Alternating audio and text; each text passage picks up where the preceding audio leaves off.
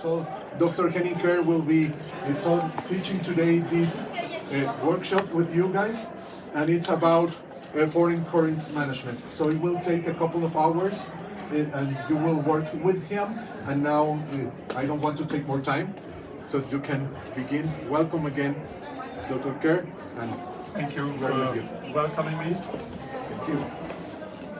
Buenos días a todos.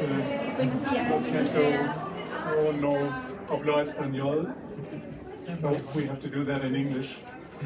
And I prepared a workshop for you in currency management. That means if you have a foreign currency, both of X or imports, you have to buy or sell foreign currency.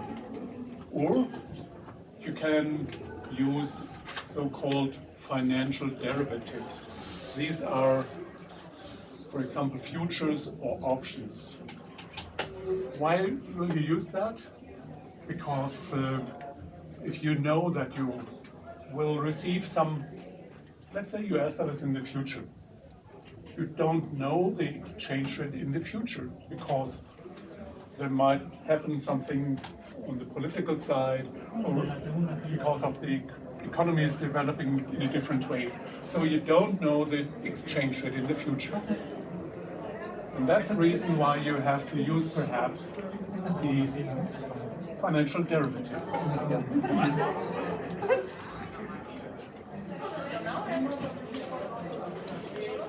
But let's start at another point. So, first of all, I want to introduce myself. My name is Henning Kehr, and my professorship is called Economics and Foreign Trade Consulting. I'm a professor at the university Gerardo mentioned before. The university is in the region of Frankfurt, Rhine-Main area, and the program is called International Business Administration. And there's Karina and Lara. These are both assistants in our program, and they will help us because we prepared a workshop. A workshop where you have to use such an iPad. There we have the chance to learn what I present you here in really a practical way. There are case studies stored, and you can manage these cases. There's X or an importer with a special case, and he has to manage his foreign currency risks, and that you can use afterwards. You will do that in a group that you have the chance to discuss that while you're using a certain strategy or whatever. So the topics here are concerning on if you're trading, you're doing X or import.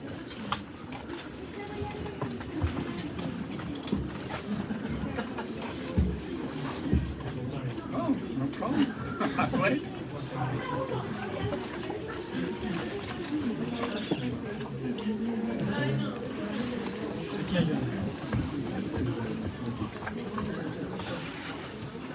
Aquí está ocupado esto.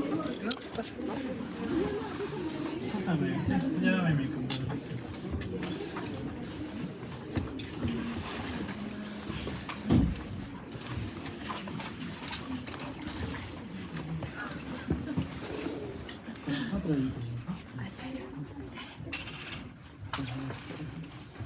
There's also one in the middle here, or even over there. So I have to start with some information on this market. If you're doing X or import, you have in every case a foreign currency. Perhaps not you with your company, but the other company then. One of these companies, the X or the importer, has to deal with the foreign currency. If you do export to the US, you have to buy or sell US dollars, or the American company has to buy or sell Mexican peso. And I will go to that point. Currency management. What does that mean? The idea, if you are, let's say, an exporter, You're exporting, let's say, to the United States. You don't know the exchange rate in the future. And you're negotiating at the moment in a sales contract. But just at that time, you have not fulfilled the sales contract and you will receive the money in the future. Now to tell the price to the other company, to the importer in the United States, how will you calculate? Because you don't know how much money you receive because of the different exchange rates. Then, at that time, you can use also some derivatives. Or, another idea. Is that possible to predict the exchange rate? What are influencing factors for an exchange rate? The price of the dollar? No? No one? Feel free to answer. Price of the dollar? Yes. What about the different development of an economy? What about inflation rate? Inflation. What about some political issues? And some others. So, is it possible to predict the exchange rate? If you look only for the economical factors, might be inflation rate, you know the inflation rate in the United States and in Mexico, that's not so complicated.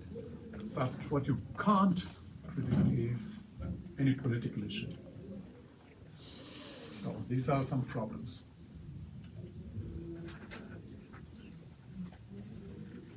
Then there is another theory. That theory is called, or I will explain it.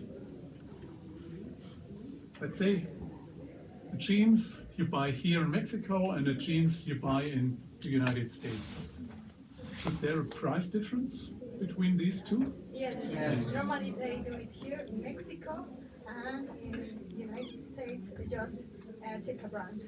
Okay. That's all. So what is the reason for the price difference? The importation? Taxes too. Taxes and others. Without these taxes or also transportation costs, perhaps, there would be no price difference. Or if there would be a price difference, it would be interesting, let's say, for the Americans to buy the jeans here, to import it to the United States and sell it there. If the jeans are here much cheaper, we'll export them to the United States.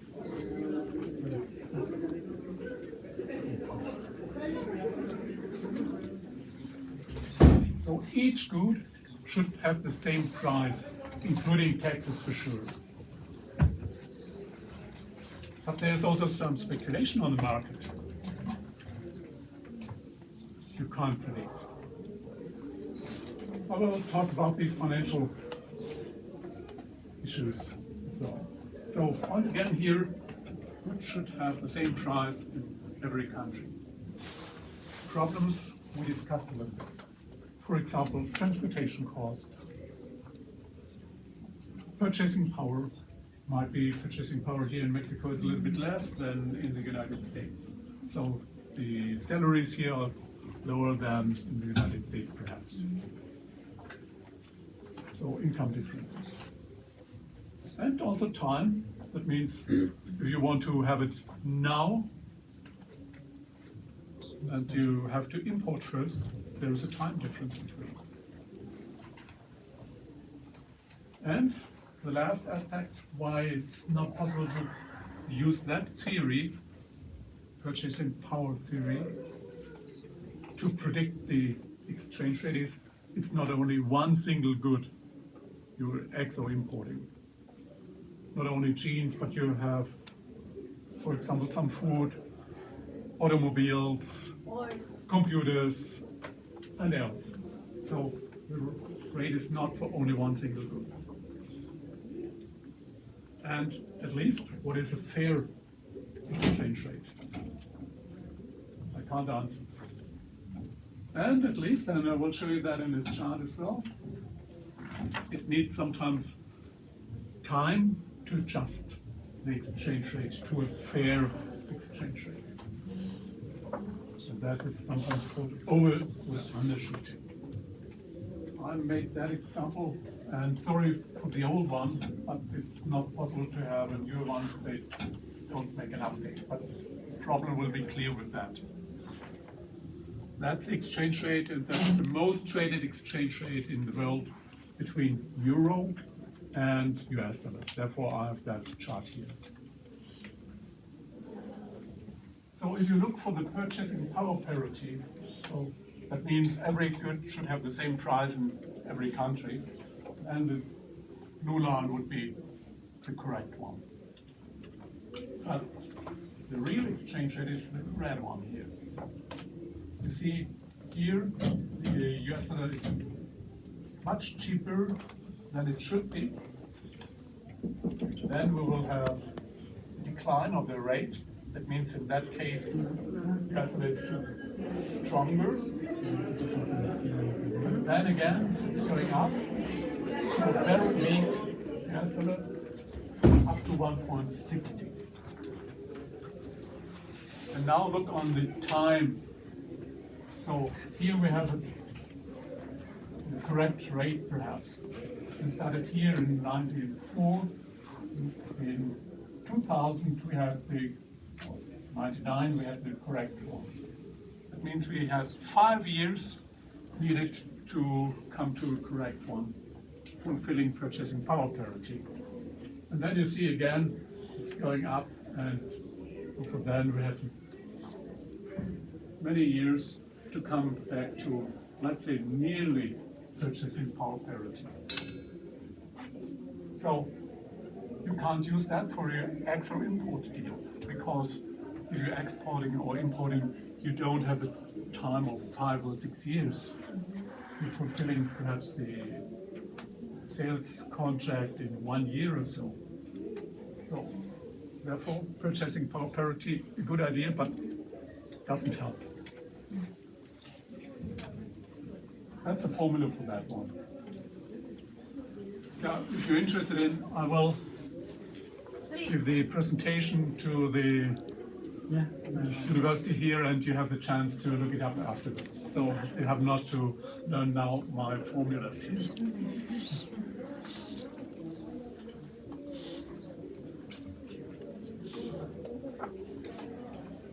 So what do we have to do? The word hedging means to lower our risk. The methods I will explain later. You can buy or sell on the market. You can use such financial derivatives. And I will explain these. There are some more, some keywords I'll explain to you later. So you see many of these, I'd say, of the financial industry, currency options, currency swaps, for fading, and so on. I will explain these. First of all, you can use a currency account, a foreign currency account in your country. That means you can open an account here in Mexico in United States dollars. There are restrictions. Not anybody can do But a company can do. it. Yeah. So I'm talking about business and companies, not a private person. So in Germany, also I can open an account in a foreign currency. That's not a problem. I have one in US dollars, I have one in Norwegian crowns, and so on. Like a person or? Me as a person, yes. So I can perhaps also speculate with that one.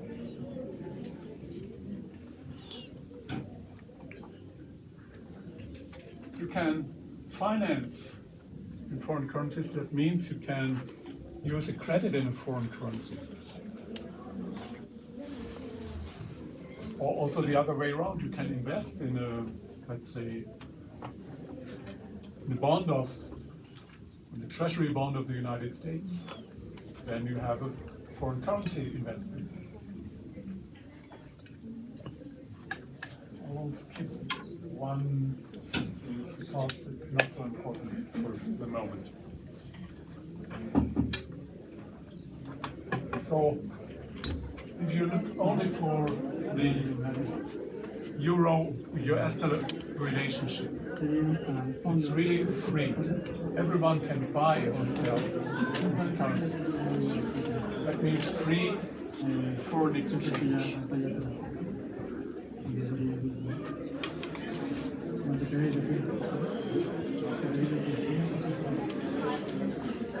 There are also some other systems with fixed foreign exchange rates. So the rate is really fixed between these two currencies. Do you know such a relationship between two currencies, where the rate is really fixed? Not terrible. There's one example I can tell you. You're not so familiar with that, I think. That's the Bulgarian leva against the euro. It's really a fixed rate. Or, and that would be astonishing for you, some African countries have also a fixed rate against the euro. Why that? There is an old, because of the French colonies, an old management in some African countries. This currency is called franc CFA. And because now the French franc, which has in former times a fixed relationship to these African currency franc CFA, because of that, we have now the euro with a fixed relationship to the French francs. So French francs fixed to euro, and the French francs fixed to CFA, this African currency. So African currency is fixed against the euro. Might be astonishing for you at the moment. And then we have in Europe another system that's called ERM2. There we have not a real fixed rate, but a band. I'll try to show that.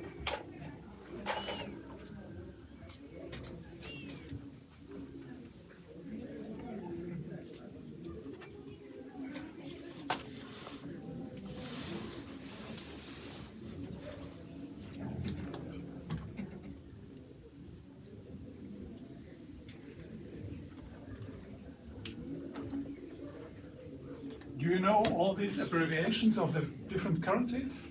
Idioma? Perhaps not. DKK is Danish kroner, and the euro, you know.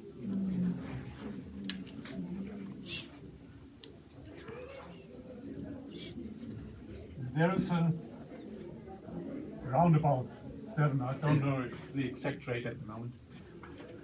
That's the agreement between the Danish central bank and the European central bank, that is the middle rate. And then we have this band around. That means the Danish crown, the exchange rate can fluctuate, but only in between this band.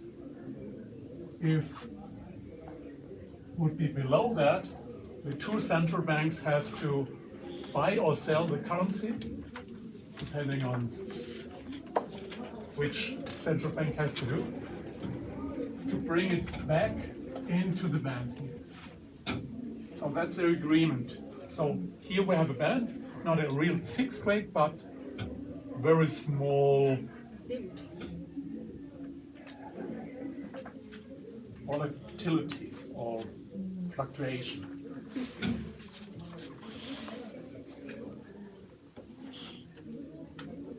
Then perhaps if you will travel you can buy or sell the currency here in Mexico. You can buy the US dollars, the euros here at a bank. The cash, the bills, the coins. If you do that, it's much more expensive than to buy or sell it in the United States or also in Europe. Because of what? If you buy the US dollars here, the US dollars have to be transported physically here to that bank, that have to insure it, and then the bank has to store it without any interest rate. So that's the reason why cash, if you buy or sell it here in Mexico or wherever, cash money is much more expensive than to do it as a book money, as a transfer. If you go to the United States, you can pay with a credit card, and then the exchange rate is much better than in cash. Then so-called spot, and I will show you that how we will do that. Spot means that's the rate just now, and the bank has to fulfill in 2 banking days. That's the usual way to deal a currency. Why have you 2 days? You agree now on the rate, but you have to fulfill it in 2 days. What is the reason for that? So there are some time differences between the different world regions. If you have now the euro, we are 8 hours earlier than Mexico at the moment. So therefore, it's a usage to do it 2 days later. Then I try to show you how we can do it.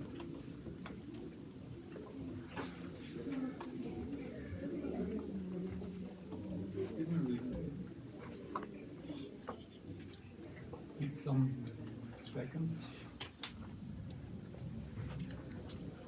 I started the program, the software, but it seems that it's closed again.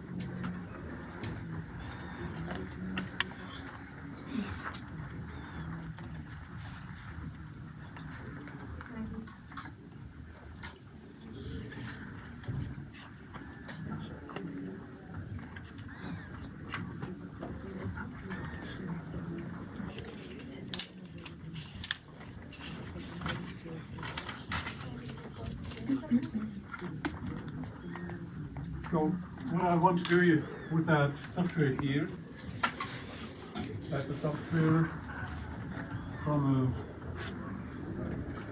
a financial startup called 360T.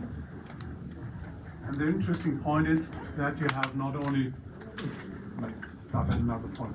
If you're in a company, you have mostly not only one bank for your relationship, for your banking, but you have 2 or 3 banks.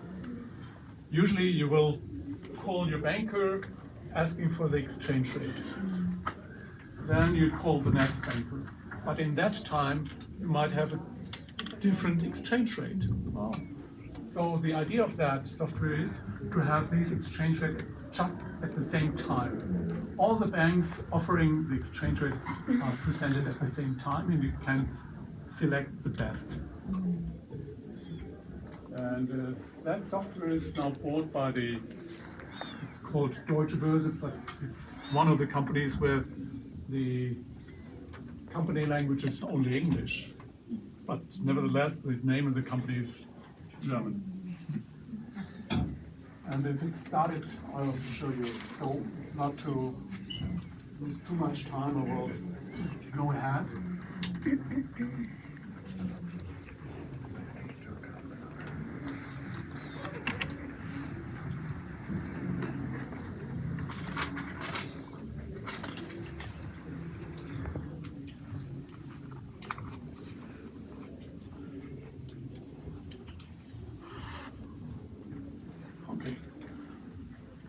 One other, for me, interesting point is that one here. That's the volume traded on the market. And that's not only euro, US dollars, but that's the whole market, all traded currency relationships. And you see, starting here in 1998, we had a volume of around about 1,500 billion US dollars. Then, following years, we had a growing volume. 2016, perhaps, I don't know the reason why, it's lowered a little bit, but then you have a look on 2022. Now we are trading 7.5 billion US dollars each day. Each day. Do you know the Mexican GDP? About 1.2 billion. That's what I try to show you here. So the whole Mexican economy is producing a volume of around about 1.5 billion a whole year. Now that's the volume traded each day. And you can look also for Germany. That's not really the difference. Yes, we have the double of the GDP, but you see, also our GDP is not enough to cover all that. That's also a reason why you can't predict a foreign currency relationship, because that's such a huge market. And if you buy 100,000 US dollars, it's nothing. It's really nothing. And what you can do also, not only to buy today and it's fulfilled in 2 banking days, but you can do also another thing. Think on an export. Your company is negotiating an export to the United States. You agreed that you deliver the goods in 3 months. And also the payment will be after 4 months, perhaps. What to do to avoid the risk of a different exchange rate? Now you can only calculate what is the exchange rate just now. The idea is to make the deal also today, but the value can be in 4 months. That means the bank or you have to fulfill the deal in 4 months and not in 2 days. And how do you calculate? I'll tell you. There is also some names only. Report means in addition to the quoted currency and so on. That's some words in the financial industry. But the calculation is the interesting thing. And if you go to the bank will tell you the exchange rate in 4 months. Whoa. And I told you you can't predict.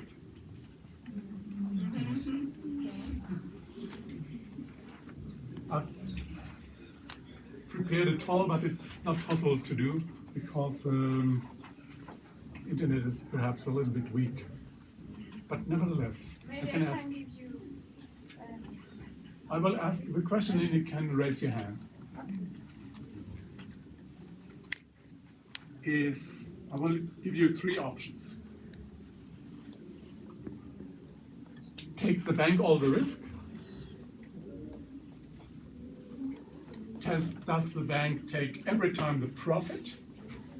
Or is it only a calculation? So who would say the bank takes all the risk? No. Bank takes all the profit?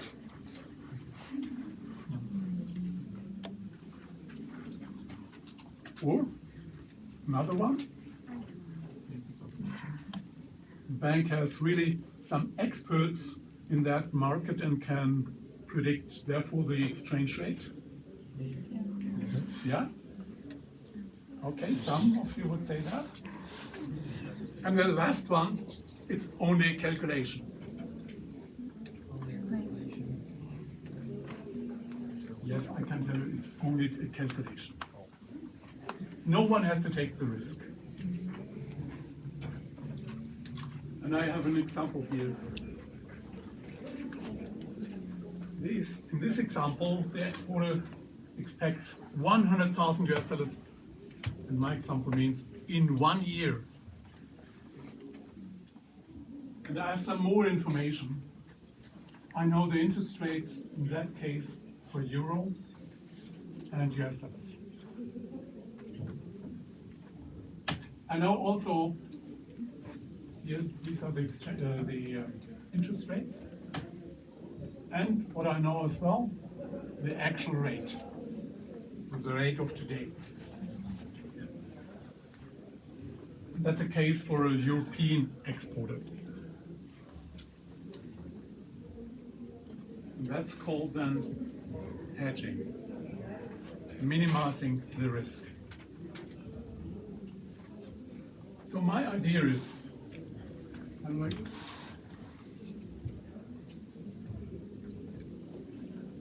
that the European exporter can take the loan in his foreign currency, US dollars. Now you have to think about, he expects 100,000 in 1 year. So he wants to pay back the loan with that export US dollars. So he needs, therefore, a calculation which shows him what is the amount of the loan he can take. The loan, here I have two interest rates. That's for investment, the 4.87, and that's for the loan, for the credit, 509. So if he takes the loan, he has to pay an interest of 509 per year. That's the interest rate. Now, my idea is 100,000 divided by 10509, because that's capital plus interest. And that means at the end, the result is 95,156.53. You can do your own calculation and take the 95,156 and add the 509 interest. That will be exactly 100,000. If anyone wants to check, that's the rate.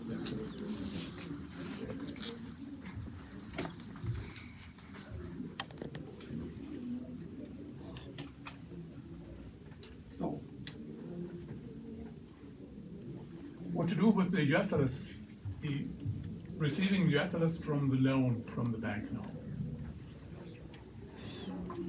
As he doesn't want to take the risk, he exchanges the US dollars just now. And the deal, the spot, you see here, also for buying and selling. These are the two rates. He has to use 1.4083. That's the rate of today in the market. So if he uses that for the 95,000, he receives a euro amount of 67,568. So, no risk anymore. He knows exactly what he will receive as euro amount. And the loan he will pay back with the export, US dollars. No risk. The only thing what is missing now is a clever businessman. He has euros and he invests these euros for also 1 year. And you know here also the rate. Investment for the 4.62, that is only for loan or credit. So investment is done at 4.62. And if you add these 4.62, you will have at the end of the year 70,690. But also without any risk. No risk.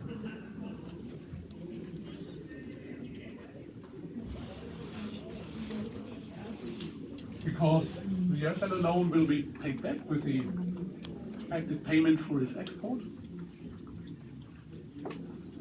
And that's what we calculate. So for his export, 100,000 US dollars, he will have really 70,690 euros. If you want to know the exact exchange rate, it's also not a problem, because you can do that if you divide these two, the 100,000 by 70,690, so the exchange rate is 1.41. Now, the comparison.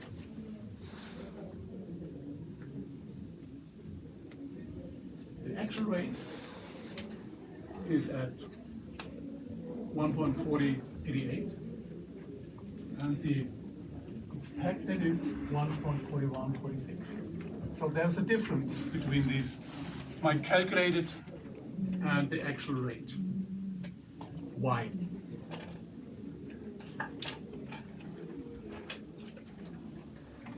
I'll go back to my presentation.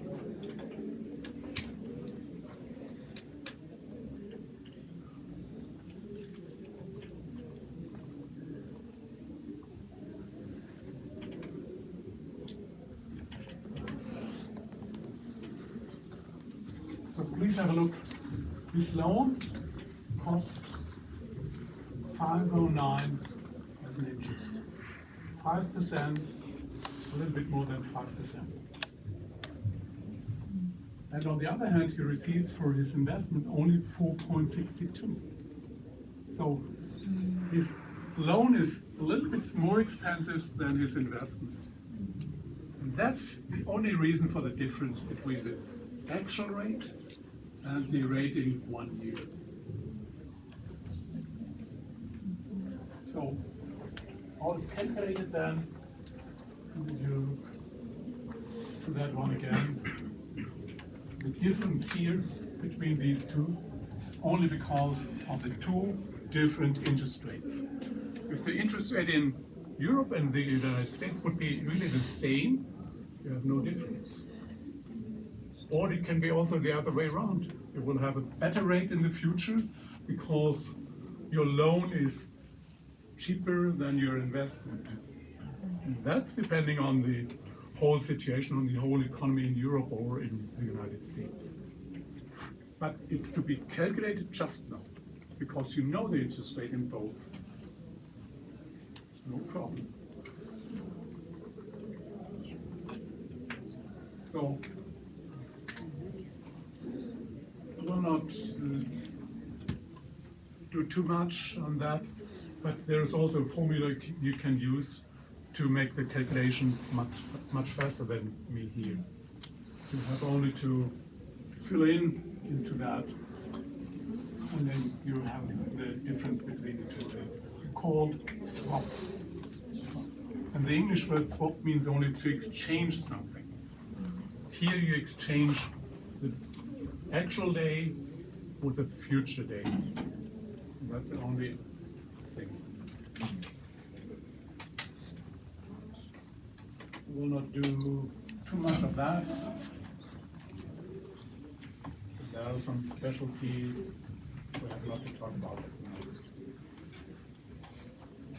But there's another opportunity for unhedging, because if you look on my example here, so-called forward, you have to fulfill. And if your importer, the American company, wouldn't pay, you have also nevertheless to fulfill. Then you take a risk which you want to avoid. Therefore, another opportunity, so-called option. Here you have only the option to fulfill, but not the obligation. And then you can buy a so-called call option or sell a call option, and the others buying put or selling a put. Call means you will buy, you have the option to buy a foreign currency, and the put option means to sell a foreign currency. And usually, as a company, you will buy these options. You will buy the option to sell or buy a foreign currency. And the option means you're really free to fulfill. That means also if the rate in the future is a better one than you agreed here with the banker, you can choose the better one of the market.